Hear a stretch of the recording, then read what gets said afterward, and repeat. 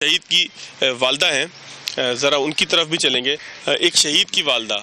میری ماں کی جگہ، اس قوم کے تمام نوجوانوں کے بیٹوں کی ماں کی جگہ، ایک ماں کے کیا جذبات ہیں، ایک باپ کے جذبات تو آپ نے سنے کہ جس کے بیٹے کو دشمن سے لڑتے ہوئے سینے پہ تمغہ ملا، سینے پہ اس نے گولی کھائی، اس کا خون پاک دھرتی کی خاطر بہا۔ ایک ماں بھی میرے ساتھ موجود ہے۔ ظاہر ہے کہ جو ماں کے جذبات ہوتے ہیں، جس نے بچے کو بچپن سے لے کے گود سے لے کے کفن پہنانے تک سارے مراحل کے اندر ایک ایک قدم کے اوپر، ایک ایک معاملے کے اوپر اس کا ساتھ دیا، وہ آج میرے ساتھ کھڑی ہے۔ ایک تکلیف کی صورت ہے۔ میں نے جس طرح سے پہلے بھی کہا کہ اس گھر کے اندر جو راکھ موجود ہے، وہ راکھ ٹھنڈی ضرور ہو چکی ہے، لیکن اس کے اندر سے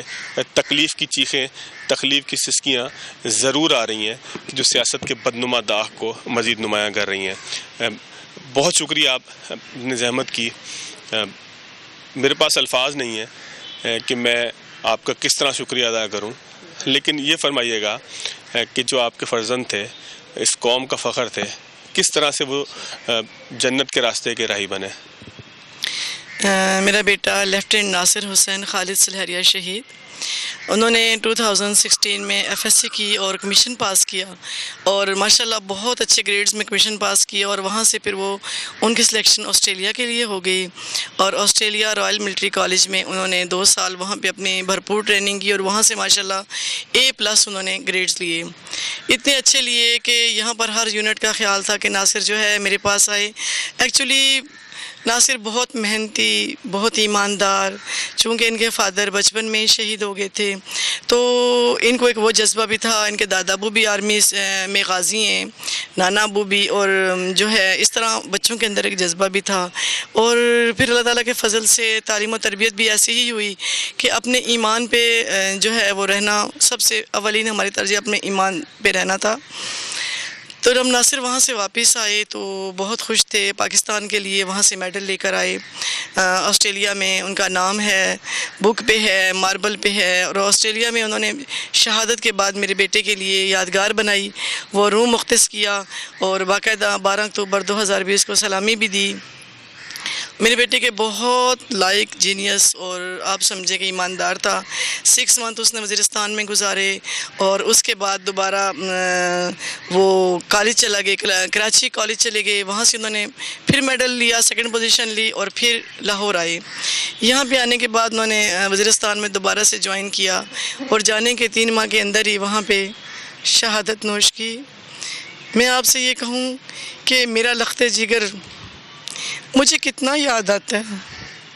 یہ ایک ماں ہی درد سمجھ سکتی ہے کہ صبر کو کہا تو جاتا ہے، صبر تو آ ہی جاتا ہے، لیکن صبر کی جو تکلیف ہے وہ ہم بیان نہیں کر سکتے۔ اچھا، میں صرف ایک مختصر سا کویشچن پوچھوں گا، میں کسی ایسی چیز کی طرف نہیں جاؤں گا کہ جو ایسی کنٹروورشل ہو کہ جو ان کی قربانی کے اوپر کوئی سوال اٹھائے، لیکن جب شہداء کی یادگاروں کو، ان شہداء کی یادگاروں کو جنہوں نے دھرتی کی خاطر اپنا پاک لہو جو ہے وہ بہایا، ان شہداء کی یادگاروں کو کہ جنہوں نے اپنی جوانیاں اس ملک کے اوپر لٹائیں، ان شہداء کی یادگاروں کو کہ جب انہوں نے بڑھاپے میں آپ کا سہارا بننا تھا،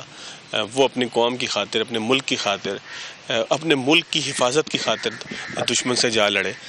کتنی تکلیف، کتنے دکھ کی آپ کو کیفیت سے گزرنا پڑا؟ درد اور یہ کیفیت تو ایک ماں ہی سمجھ سکتی ہے کہ ہم اپنے لخت جگر کو بھیجتے ہیں، اور اس کی جو ہے اس کا جسم کس طرح ہمارے پاس پہنچتا ہے، یہ دکھ اور تکلیف تو ہمیں ہی پتہ ہے۔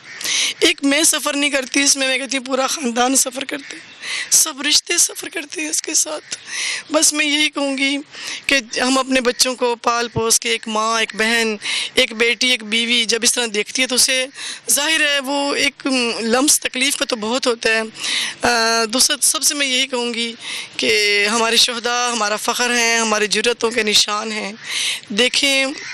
جب ان کے نام کوئی سڑک ہوتی ہے، یا کوئی گھر ہوتا ہے، یا کوئی یادگار ہوتی ہے، تو وہ اس چیز کا نشان ہوتا ہے کہ ہم قوم نے انہیں یاد رکھا ہوا ہے، قوم انہیں بھولی نہیں ہے۔ کہیں سے گزریں گے تو ہم اس بات کو ضرور ہوگا کہ یہ میرے بیٹے جیسے ناصر حسین کا نام لکھا ہوگا، یا کرنل شیر خان کا نام لکھا ہوگا، عزیز بٹی شہید کا نام لکھا ہوگا، تو ہم وہاں سے گزریں گے، ہم سوچیں گے کہ قوم نے یاد رکھا ہے، اور ہمارے آنے والی ہماری خاطر قربانیاں دی ہیں، اور اس ملک اور قوم کی خاطر دی ہیں۔